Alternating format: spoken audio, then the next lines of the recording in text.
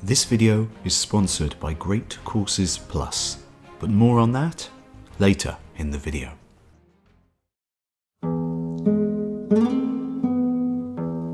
At all events, the Praetorian troops that were sent by the Emperor Nero under the command of a tribune for the purposes of inquiry, when among the other wars he was contemplating an expedition against Ethiopia, brought back word that they had met with nothing but deserts on their route. The Roman arms also had penetrated into these regions in the time of the late Emperor Augustus, under the command of P. Petronius, a man of equestrian rank and prefect of Egypt. That general took the following cities, the only ones we find mentioned there in the following order: Celsis, Primis, Abuncis, Thuris, Cambusis, Atava, and Stadasis, where the river Nile, as it thunders down the precipices, has quite deprived the inhabitants of the power of hearing.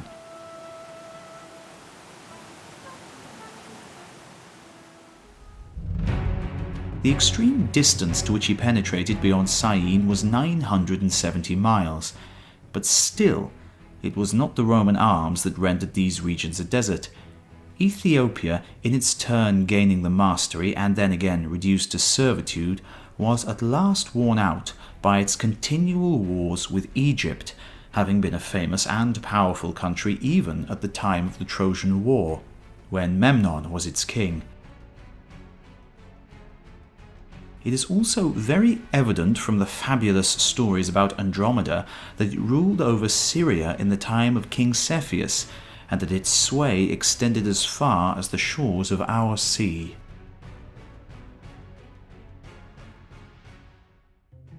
This video is sponsored by Great Courses Plus, a fantastic educational resource that myself and my brother Pete at History Time have been using for a while now. Here at Voices of the Past, we provide you with the raw historical text, but if you want to add context and layers of meaning to the videos, Great Courses Plus, as it has been for us, can be a great resource for you. It's a subscription, on-demand video learning service with university quality learning at a fraction of the price of a university course, with mountains of topics to choose from. The good news for us Brits is that the Great Courses Plus is now optimised for streaming in the UK and Australia as well.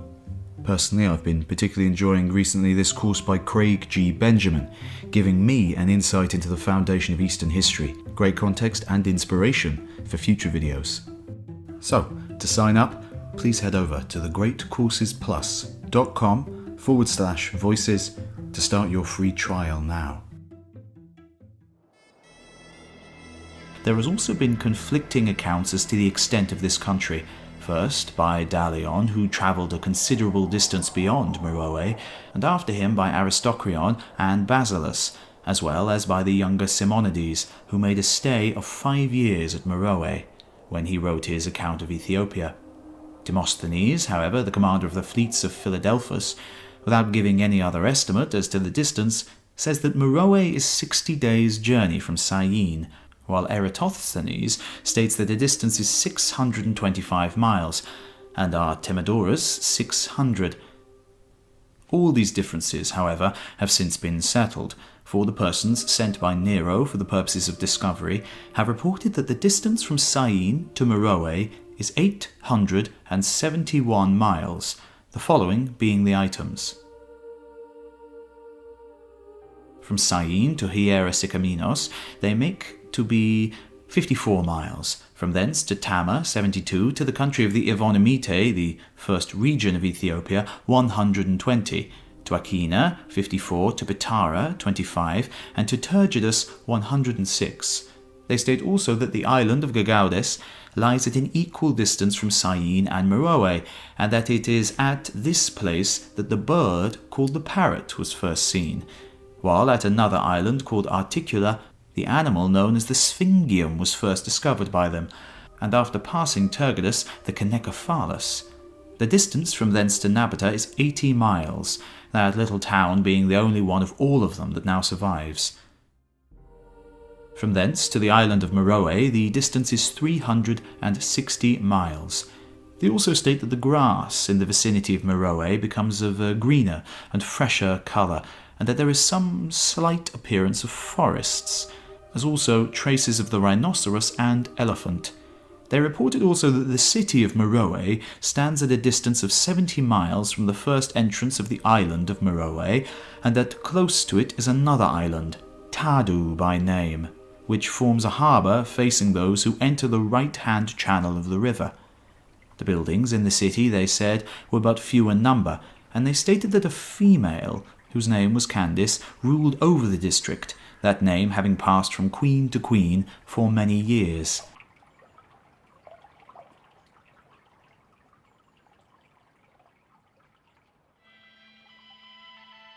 They related also that there was a temple of Jupiter Hammon there, held in great veneration, besides smaller shrines erected in honour of him throughout all the country. In addition to these particulars, they were informed that in the days of the Ethiopian domination, the island of Meroe enjoyed great renown, and that, according to tradition, it was in the habit of maintaining 200,000 armed men and 4,000 artisans. The kings of Ethiopia are said even at the present day to be 45 in number.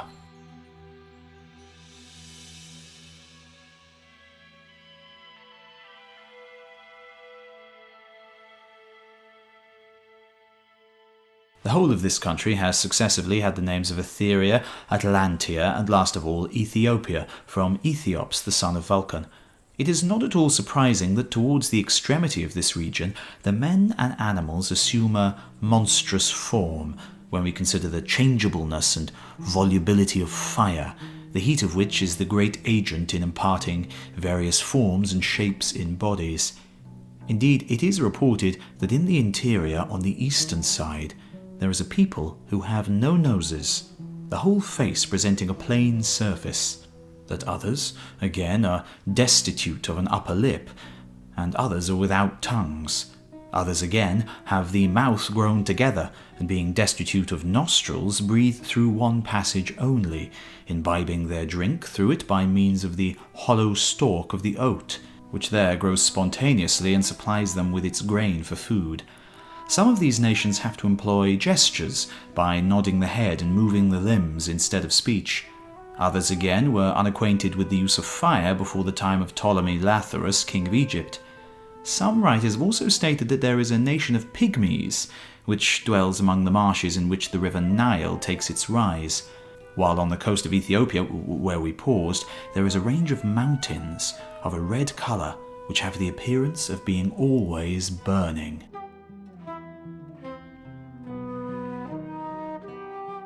All the country, after we pass Meroe, is bounded by the Troglodyte and the Red Sea, it being 3 days' journey from Napata to the shores of that sea. Throughout the whole of this district, the rainwater is carefully preserved at several places, while the country that lies between is extremely productive of gold. The parts beyond this are inhabited by the Adabuli, a nation of Ethiopia, and here, over against Meroe, are the Megabari, by some writers called the Adiabari. They occupy the city of Apollo. Some of them, however, are nomads, living on the flesh of elephants. Opposite to them, on the African side, dwell the Macrobi, and then again, beyond the Megabari, there are the Memnones and the Debeli, and at a distance of 20 days' journey, the Cretensi. Beyond these are the Dochi, and then the Gymnetes, who always go naked, and after them the Andete, the Mothete, and the Ipsidore, who are of a black tint, but stain the body all over with a kind of red earth. On the African side again there are the Medemni, and then a nation of nomads who live on the milk of the Canecephalus, and then the Aladi and the Cerbatae, which last are said to be 8 cubits in height. Aristokian informs us that on the Libyan side, at a distance of 5 days' journey from Meroe, is the town of Torez, and then at a further distance of 12 days' journey, Essar, a town founded by the Egyptians who fled from Psamatetius. He states also that they dwelt there for a period of 300 years, and that opposite, on the Arabian side, there is a town of theirs called Daran. The town, however, which he calls Essar, is by Bion called Sape, who says that their name means the strangers, their capital being Sembobitis, situated on an island, and the third place of theirs, Sinat in Arabia. Between the mountains and the river Nile are the Simbari, the Palugis, and on the mountains themselves the Asakai, who are divided into numerous peoples. They are said to be distant 5 days' journey from the sea, and to procure their subsistence by the chase of the elephant. An island in the Nile, which belongs to the Sembarate, is governed by a queen. Beyond it are the Ethiopian Nubai, at a distance of 8 days' journey. Their town is Tenupsis, situated on the Nile. There are the Sasambri also, a people among whom all the quadrupeds are without ears, the very elephants even. On the African side are the Tonabari, the Tonfe, a people who have a dog for their king, and divine from his movements what are his commands. The Aruspi, who have a town at a considerable distance from the Nile, and then the Archisami. Beyond is the region of Surbiton, at which the mountains terminate, and which by some writers is said to contain the maritime Ethiopians, the Nisakathei, and the Nisiti, a word which signifies men with 3 or 4 eyes. Not the people who really have that conformation, but because they are remarkable for the unerring aim of their arrows. On that side of the Nile, which extends along the borders of the Southern Ocean, beyond the Greater Syrtes, Dalion says that the people who use rainwater only are called the Sasori, and that the other nations are the Longompori, distance 5 days' journey from the Uzabalki, the Isbeli, the Peruzi, the Bali, and the Sispi, the rest being deserts, and inhabited by the tribes of fable only. In a more westerly direction are the Nigroi, whose king has only one eye, and that in the forehead. The Agriophagi, who live principally on the flesh of panthers and lions, the Pamphagi, who will eat anything, the Anthropophagi, who live on human flesh, the Sinomulgi, a people with the heads of dogs, and Artibadite, who have 4 feet and wander about after the manner of wild beasts. And after them the Hesperae and the Perosi, whom we have already spoken of as dwelling on the confines of Mauritania. Some tribes, too, of the Ethiopians subsist on nothing but locusts, which are smoke-dried and salted as their provision for the year. These people do not live long beyond their 40th year. Agrippa was of the opinion that the length of the whole country of the Ethiopians, including the Red Sea, was 2,170 miles, and its breadth, including Upper Egypt, 1,297. Some authors again have made the following divisions of its length: from Meroe to Surbiton 11 days' sail, from Surbiton to the Dabeli 15 days, and from them to the Ethiopian Ocean just 6 days' journey. It is agreed by most authors that the distance altogether from the ocean to Meroe is 625 miles, and from Meroe to Syene, that which we have already mentioned. Ethiopia lies from southeast to southwest. Situated as it is in a southern hemisphere, forests of ebony are to be seen of the brightest verdure, and in the midst of these regions there is a mountain of immense height which overhangs the sea and emits a perpetual flame.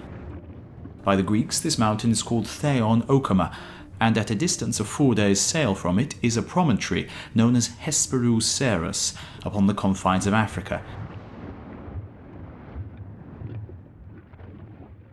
The sources of the Nile are unascertained, and travelling as it does for an immense distance through deserts and burning sands, it is only known to us by common report, having neither experienced the vicissitudes of warfare nor been visited by those arms which have so effectually explored all other regions.